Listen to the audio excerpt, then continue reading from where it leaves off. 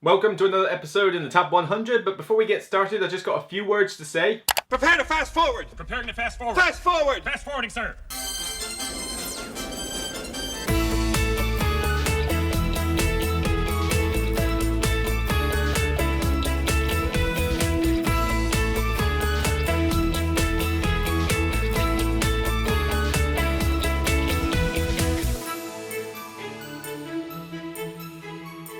Hello everyone, I'm Luke Hector from the Broken Meeple. If this is your first time checking out the channel, then stay tuned. You'll hear about some upcoming games you might want to add to your collection, or check out the rest of my content to hear more about great games and the people who play them. And if any of the games in this video do take your fancy, then consider visiting satu.co.uk in order to find a list of great games that you can buy for your own collection. And to make matters even better, you can use my code TBMeeple5 as described below in order to get a 5% discount no matter how many games you buy. Check out the link in the description to find out more. So apologies for the last couple of videos that were a little bit out of focus with me. I've had a little bit of a play around with the focus on here. I basically took a game off the board, held it out until my arm started going numb from holding it up, and tried to see if I could get it better. So hopefully now the background should be a little bit blurred with me more in focus. I even have a line on the bottom that I can say, right, do not cross this line under any circumstances. So fingers crossed this will work. But again, I have to go by the viewfinder. I can't do much else. But like I say, thanks for putting up with the last couple. Without further ado, you know the drill. Get on with it! So for the most part on this list, there's essentially mostly droppers really, and you know, this one dropped quite a bit, 26 places. It's dropped from 24 down to 50. Does not get played as much. I don't feel like bringing it out as often because I'm a little uncertain as to how many players I want to play it with. Usually it's like 3 or 4 max, 5 and 6 just seems a little bit too long. But also I think the theme is just not quite sitting as well with me as it used to. But I still enjoy the game a lot when it does get played, and that is a Western themed game on the shelf down there, Western Legends. Western Legends is still really good fun. It is basically a Western sandbox game. You can do what you like. You're gonna rustle cattle, shoot bandits, go gambling, playing poker. I love that one. That's usually my favorite thing to do, doing the whole poker thing in the game. Do you want to go find gold? Do you want to, you know, what else can you do? You know, do you want to just rack up points by being a marshal? Do you want to be a band? Do you want to be a robber? There's all sorts of stuff you can do in the game, and it's even been expanded with the previous expansion to it. We just had Blood Money on Kickstarter. Now I got the one previous to it, where you've got a different map, and you've got high stakes poker, and you can rob the train, and you can do all sorts of weird and wonderful stuff in there. I've even got the play mat for it in that little collection down there, this huge play mat that has the expected map on it. It is a really good, fun game. It just can take a little while to play unless you're willing to play the short game, although I don't like playing the short game, I'd rather play the medium game.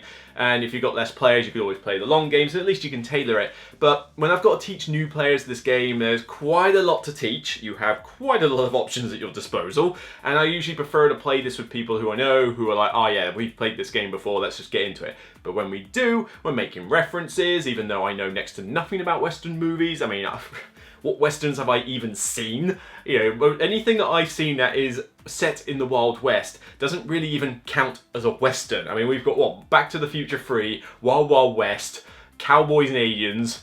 I'm sure as viewers, I mean, I wouldn't know, I don't even know if I've seen a Clint Eastwood Western all the way through. I literally know very little about Westerns. They're not my favourite theme. Fightful Goes West? I don't know. So, like, literally, I'm not a Western fan. But, you know, with this one, it's not so much that it's a Western themed game. I just like the fact that it's got a sandbox theme and that I can kind of get into it in a kind of silly way. It's a silly type of Western for me. I'm just inventing my own style Western. I'm not making references to, you know, like I said, Clint Eastwood movies or anything like that. But, you know, I'm kind of pointing out more of the tropes. Or I'm just basically conjuring my own story and just saying, well, this is the sort of person I'm being. You know, I'm going to go rob the train, try and catch me. It's always good fun. Maverick. That's probably one of my favourite ones, although is that a Western? I don't think that even classes as a Western. I don't know. Like I say, Westerns are not my strong suit. So, you know, kind of weird. Why is it so high on your list? Well, it has dropped 24 places, you know, 26 odd places, so it has fallen, but still, I just like it mechanically. I like sandbox games. I like being able to just do my own thing. Like, this is my story, I'm gonna tell it. And so that's why it's still strong on the list, even though I would be the last person you would bring to any pop quiz about Westerns. My number 49 has dropped from 38, and this is going back to Awaken Realms, who do a lot of good games that I like, particularly in the theme department. I already mentioned Tainted Grail recently, in fact, literally a couple of picks ago. This is something I prefer a little bit to... I prefer this one to Tainted Grail, obviously, although they're kind of neck and neck. But this one is based on a computer game, and a lot of people love this. I only play it solo. I don't see any point playing this multiplayer. It's too long with multiplayer. You can control multiple people, so why do you need extras? But the computer game, really thematic, really dark and gritty, and I'm like, oh yeah, this is just, you know, it's supposed to be a depressing game, but I just ignore the fact that it's a depressing game and just go like, you know, look, the theme is really good in the story. Do I have to make a morally wrong choice? Well, yeah, I'm trying to survive here. It's like, you know, I can detach myself a little bit from that when I'm playing a computer game. Same goes for the board game. This War of Mine. This is, I think this is the first one they ever put out, I'm not entirely sure. But this is got like 1,000,000 cards, like 1,000,000 pieces in it. You know, the table presence of this is somewhat insane, and it is hard as nails. But it really represents the computer game perfectly. Everything that you remember from it is there. The whole scavenging of the locations with various supplies, having to defend your house from people who might come and raid you, the moral choices from this book of journals that you read, where book of stories, whatever it's called, and you know, where you decide, right, I've got to go here, or read paragraph 300, and then some like choose your own adventure style thing happens. And it's like, and half of them might just be red herrings, but it's still really gritty, dark. Tales of depression, all sorts. I mean, it is a war zone at the end of the day. It's like a war-torn zone, and you know, you build up your house, build things like a, you know, an extra stove, some heaters, a water filter. There's all sorts of things that you do that were perfectly represented in the computer game. They're now in this card game as well, abstracted a little bit in places, but for the most part, still kept very, very faithful. It's one of the most faithful representations of a computer game out there, next to something like, say, XCOM, you know, that kind of level. Although even XCOM, you could argue, is a bit abstracted because you don't have the squad-based combat part of it. But here, everything kind of feels like the computer game. Which one do I prefer? Really, tomato. It's like, if I'm on my PC, I can play this War of Mine. If I've got the board game in front of me and I want to go through the scenarios, which with the expansion you get some really cool standalone scenarios, then by all means I'll just do that.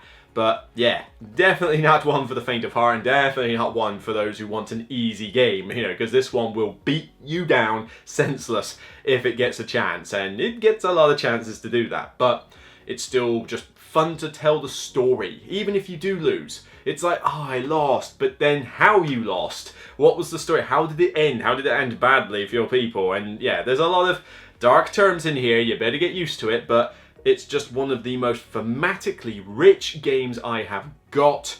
And, you know, even though I've got to relearn quite a few rules when I get it, it's got a nice little journal tutorial system in it that works really well. It just, theme dripping and oozing from every part of this game, as long as you're willing to put up with the fact that it is extremely dark and black theme dripping from this stuff. But yeah, I love it a bit. This War of Mine, it's fallen a bit, but I think it's still going to sit in the top half of my top 100 for a good while to come.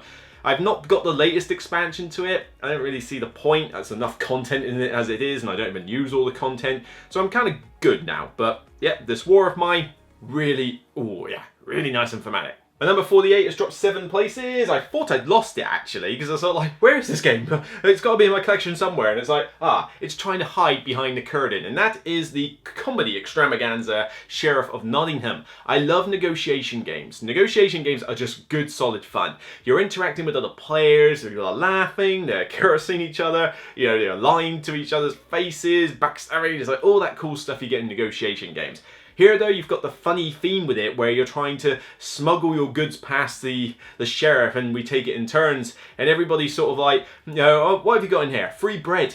Honestly, yeah, free bread, not his bread. His bread's bad. His bread's horrible. It's all mouldy and everything. He's lying, sir. Go on, I'll give you some money. Go open his bag. Open his bag. I say, he's lying, sir. Told you he's lying. He's lying to your face, Matt. And all this stuff is just happening every round from multiple players.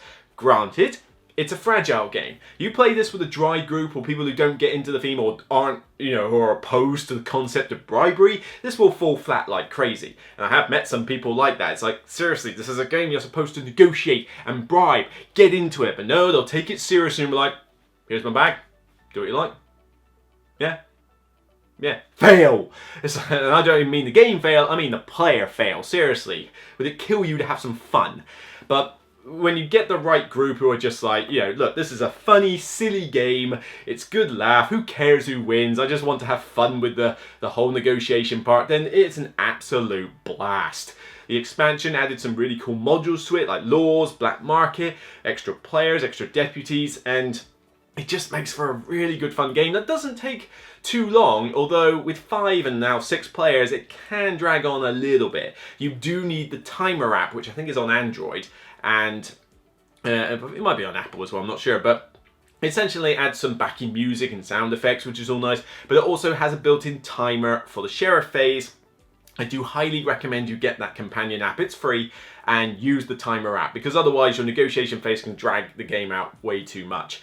But yeah, simple case, get the stuff, smuggle the contraband for you, it's just, oh, it's a good solid laugh. Sheriff and Nottingham. My number 47 is the only thing that's actually climbed this time, and we're only talking 2 places, so who cares? And I better keep my throat lubricated just actually, because I'm still suffering from a bit of a strep throat at the moment. But this is a game which, funny enough, I've got a little variant of the game on my table that I've just unboxed as of literally about an hour and a half ago.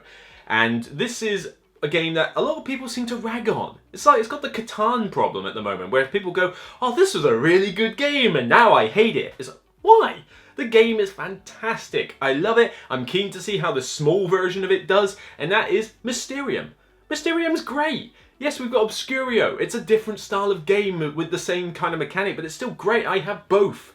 Now I've got Mysterium Park, which will get a full review. Don't worry, I will do a full video on that one, because I think that's got a lot of, not hype, but a lot of people are interested in a proper review of that one. So that will get a full detail review. But, you know, Mysterium is just great fun using that Dixit card mechanic as one person plays the ghost and tries to help the other players figure out this Cluedo style setup of person, location and weapon. And by using the Dixit cards, it's like they're giving them visions. It's thematically well done. But everyone's looking at your cards going, what on earth you want? Was he trying to... What's that? Does that relate to the horse rider dude over there? Is that the mechanic? I have no idea. And, you know, everybody's like blaming the ghost, but the ghost is blaming the players for things going wrong. There's like nobody ever accepts that it was their fault in this game. It's impossible. Everyone passes the buck. But it's a really solid game. Yes, it can go on probably a little bit too long, which is why the Mysterium Park is intriguing if it's a streamlined version of it.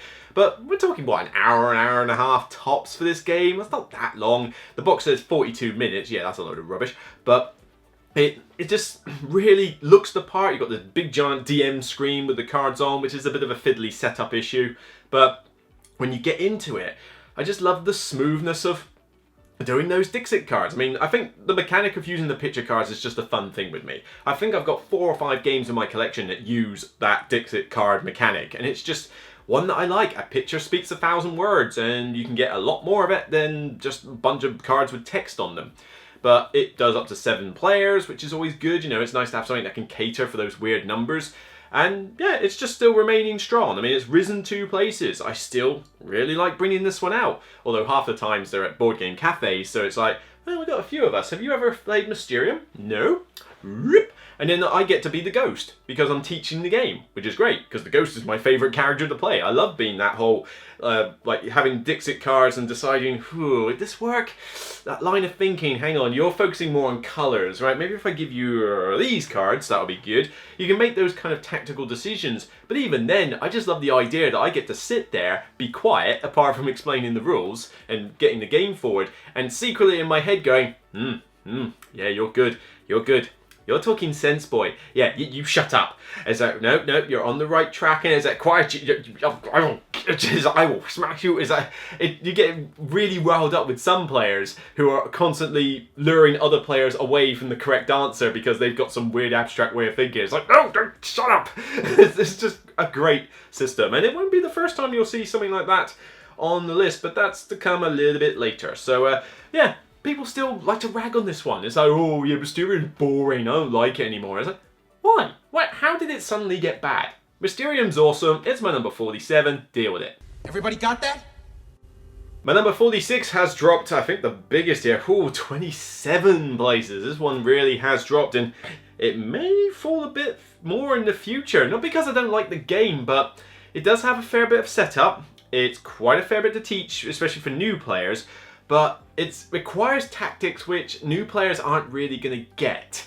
You know, they won't necessarily know how a lot of the cards work. They won't know like the best ways to sort of attack and do stuff. But this is my favourite out of Cool Mini or Not's range. In fact, it might be the only game from Cool Mini or Not on this entire list. In fact, yeah, I only have one Cool Mini or Not game on this entire top 100 because honestly, I don't really go for a lot of their games. It's mostly miniatures and not much substance with them. Not to mention their Kickstarters are a complete rip-off, including this one.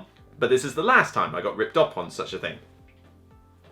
Here we go. Rising Sun. Yeah, Rising Sun is still a really good game for me. But it has dropped a bit because of the reasons aforementioned. And, you know, it's got great miniatures. Love it. It's got the closed, the closed bidding style of doing the combat. Really enjoy that. Love the cards, the variants with those. And I even throw in a couple of Kickstarter editions where the gods can actually be a miniature on the map and you can move them around and do stuff. Really good. It just, for some reason, just hasn't hit the table as much because, like I say, I've got 2 big boxes I've got to bring out. And obviously with new players, I've got to kind of like go, right, now this is how it kind of works. You might want to bear this in mind, bear this in mind. Also, the player scaling in this is not as good as I would like. I mean, 4 players is not bad. 4 players is fine. 3 players is where it's at. You know, that the whole thing that 2 people could be in a team, but then 1 person is potentially alone. But then they can do a lot of cool stuff in a 3 player like that. 5 players is fine, but then in 5 players, if you've got 2 teams and 1 person on their own, the person on their own kind of gets screwed, really. So this is really a 3 and 4 player game. But it's a solid one. I do enjoy it. It's great when it hits the table. It's just the fact that it hasn't hit the table that much for various reasons that it is dropping. And it could probably hit the bottom half of the top 100 next year at this rate. But like I say, that's not to say, oh, it's going to leave the collection. I still really enjoy it. It's just more of a kind of niche title for me in a sense. You know, when I just want a big area control miniatures, beat up miniatures game, then I'll take Rising Sun. Looks the business, great mechanics, looks gorgeous, playmat and everything. But yeah, you know, it's dropping, but we'll see how it goes with time. And several drinks later, and I can go on to number 45. This one has only dropped 6 places. It's pretty consistent. However, this is going to be an interesting one next year because by then I'll have played the new version of this, the new big box Eagle Griffin version of this, and I'll be like, oh, could it go up higher in my list if they streamline it, streamline the rules, make it easier to learn and play, and up the component quality? Come on, you can do it. Do not mess this up because I've not even played it on Tabletopia. I'm going to wait until I get a copy of the game in front of me and then try it. This is Kanban. I have the driver's edition in the other room. Eagle Griffin are now releasing Kanban EV electric vehicle on the end of this year. Please don't mess it up. Please don't mess it up. I hope I can get a copy of it. I didn't back it on Kickstarter because Eagle Griffin Kickstarters are just far too expensive postage-wise and don't really offer much incentive to go for it in a Kickstarter version apart from some upgraded components that aren't really needed. But I'm positive I can get a decent copy of it when it comes out later this year and really give it the beans. This is a really good thematic Euro. Again, heavy Euro, but thematic. These are the ones you're noticing what goes in my top 100. But you're running a car factory.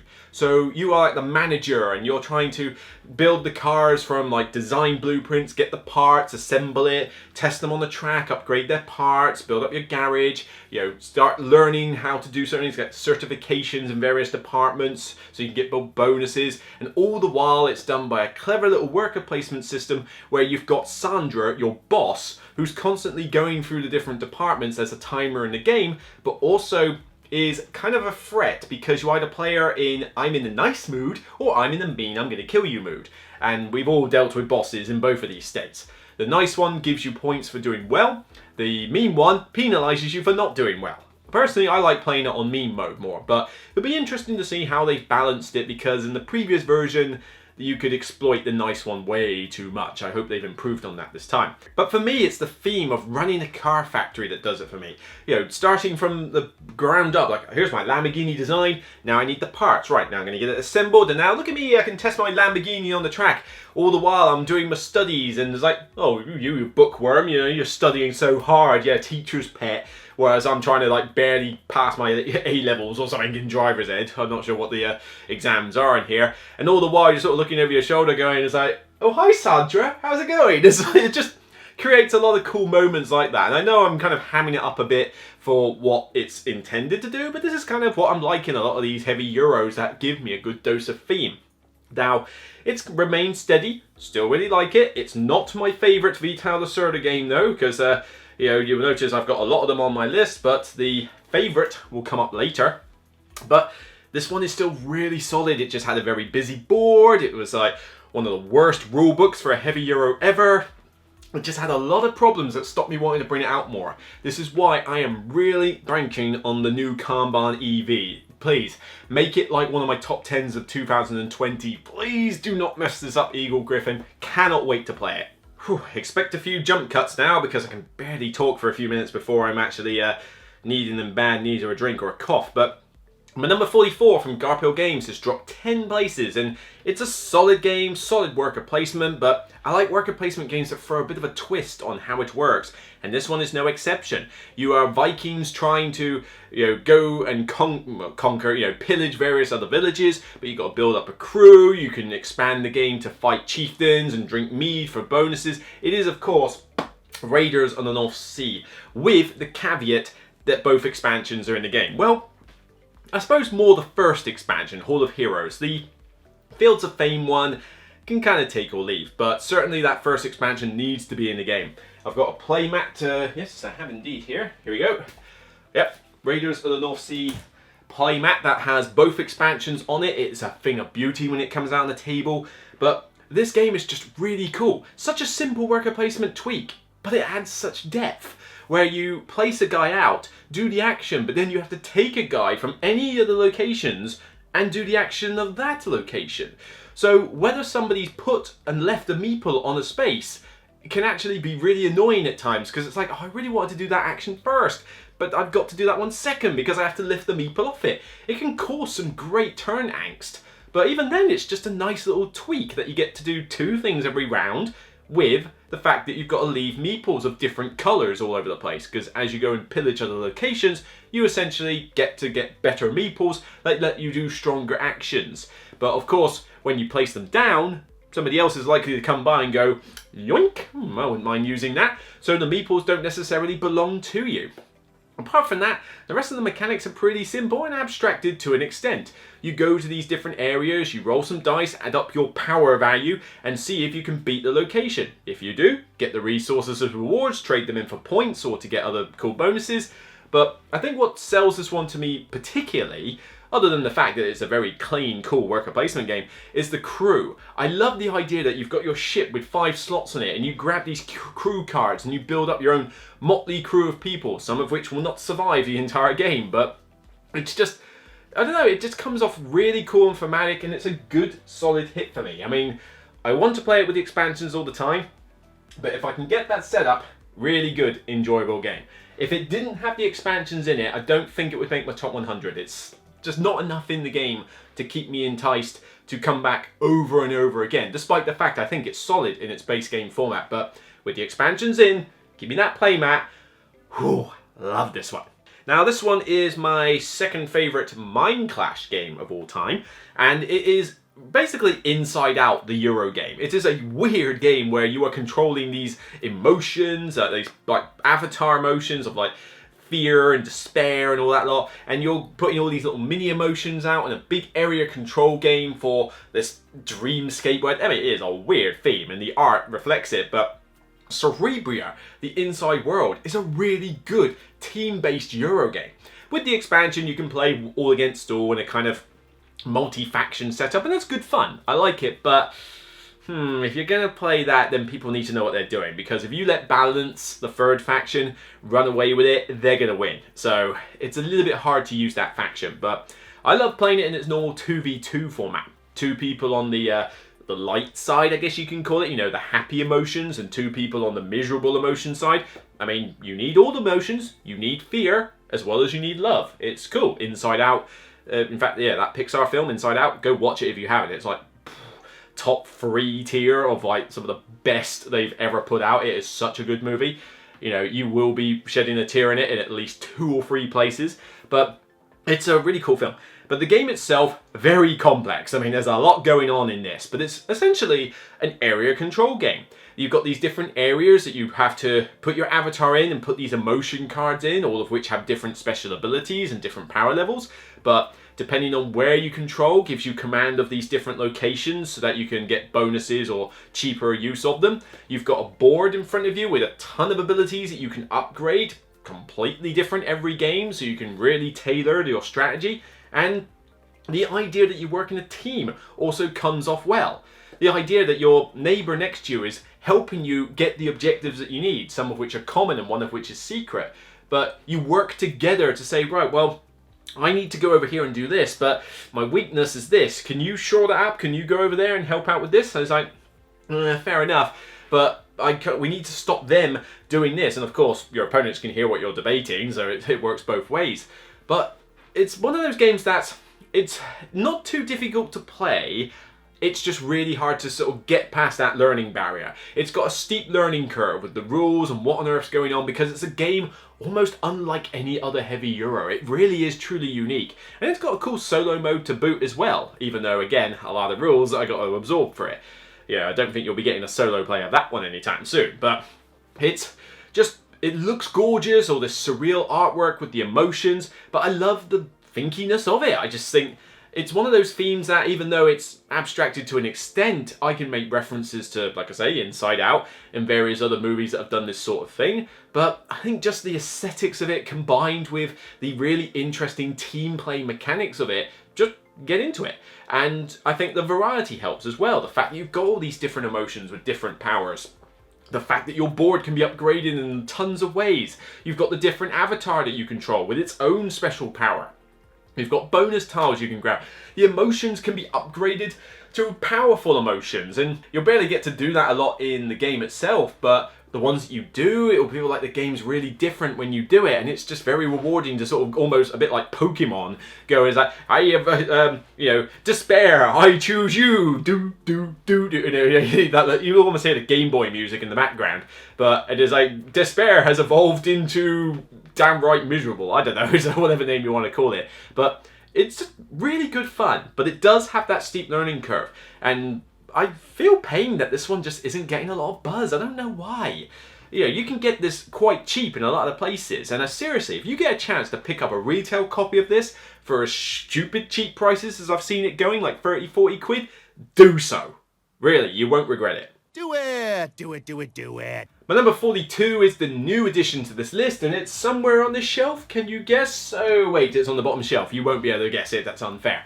But this is a Ludi creation game that I've been wanting to try for ages. Tom Vassell raved about it all the time, but it was kind of hit and miss as to whether people were interested in it. I tried it, loved it, thought it was a hit. It's now 42 in my collection, and that is On the Underground. This would easily be on my list for low complexity, high depth. It's Ticket to Ride level rule set here, but you've got the passenger, the laziest passenger in the world, wants to go from location to location by the easiest route possible.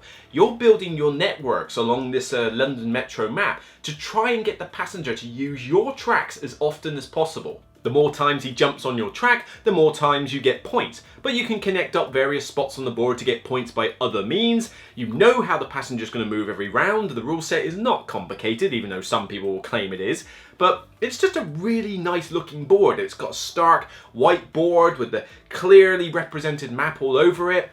And you've only got a few action points a turn. 4 action points, lay tracks, or get little switch tokens. That's about it. Nice and simple, but it just seems to really do it for me as a nice clean game that I can teach in about 5 to 10 minutes, if that, and yet we can get a good sense of like depth and interest out of it. Now, we're making jokes at each other, sort of ragging on each other's train line, like, here's my luxury train service, yours is just hay and straw in the back with some horses, and it goes over well for the most part, but there are some people it has fallen flat for, so I gotta be a little bit careful. Plus, I do highly advise you do not play this with 4 or 5 players. 4 if you know what you're doing, but really this is a 2 to 3 player game, and they've even got the solo module in it where you play against actual proper network firms where they've already got a pre-built network. It's a really good challenging solo module actually, but yeah, even with that, actually maybe I'll do that as a solo play, we shall see. But the game itself, really enjoy it. My number 42, I'm going to get a move on before my throat runs out again. My number 41 has dropped to 9 places. It's not that much of a drop, but this is one of my favourite deduction games. However, it is not my favourite deduction game. We'll get on to some later ones for that, but it's very innovative. Using a QR scanner to do the deduction element of seeing what the cards do and what it does. If you haven't guessed it by now, then you're never going to. Chronicles of Crime.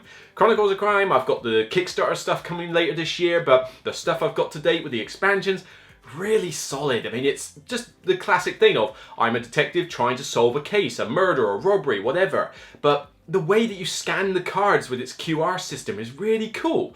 A little bit fiddly at times. I have a lot of frustration with the fact that I might accidentally talk to someone about something I don't want to talk to them about because I forgot to exit conversation. Seriously, why haven't you sorted that out, Lucky Duck Games? But otherwise, the game is just really good thematically. It's very challenging. I like the whole weird sort of gimmick of looking through the 3D glasses and sort of looking around the room going, all right, there's a dead body there, there's a trash can, there's a car over there, some blood stains. And playing it solo, it's a little hard to do that scene, but with a couple of people who can mess around with the clues, it's really sweet. But the stories are not stupidly complex, but figuring them out and trying to think, where should we go next? Who should we talk to? Is that evidence required? The rules are just so dirt simple, but it's such a good story where it's dynamic.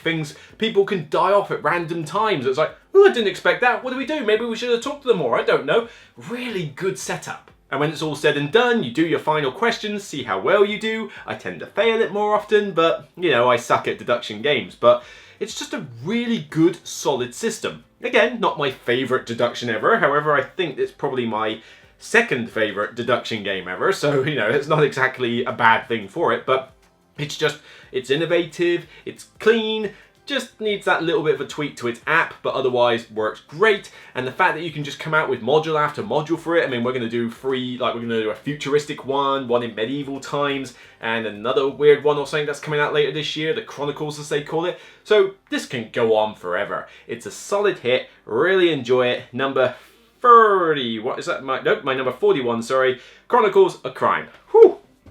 And that's it. Really struggling with my throat. I was going to record 2 videos today, but even the battery on there is about to go, and my throat just can't keep up with more things. So hopefully I'll get this one edited soon, but you might just have to accept there's a little bit more of a delay for the next one because I just can't physically speak another 10 games. It's not going to work. So got to think about my health. But yeah, really solid. The next set of 10, you're going to love the games on there as well. Hopefully, one new game, and then we'll get onto a live stream format where by then, hopefully this will have healed so I can actually do them. But for now, I'll see you on the next video, but don't forget to check out the channel promotion first. Now, I hope you've been enjoying the content on the Broken Meeple, but I'm not the only content creator out there that's producing videos, and there are other smaller channels that deserve your love and support as well. Why don't you check this channel out and see if they're right for you. Hi everybody, I'm Doug Jr. And I'm Doug the Third. And we're from Doug and Doug Gaming. We have a board game related YouTube channel, and what do we talk about? Just about anything we want. That's right, it could be a lot of things, mechanics, games that we really like. We occasionally even delve into some video games every once in a while. Absolutely, whatever's on the agenda for that day. And we would love to have you guys come and be a part of our channel, checking out what we do on Doug and Doug Gaming. So come and visit us at Doug and Doug Gaming. We'll see you there. So that's all from me on this episode. If my throat issues didn't put you off, then please click the avatar in the center of the screen to subscribe and click the bell for future notifications. Until next time, you can check out the most recent episode on the top 100, or maybe you'd like to consider my rant and raves about my recent Pendulum review. Until next time, remember, it's only a game.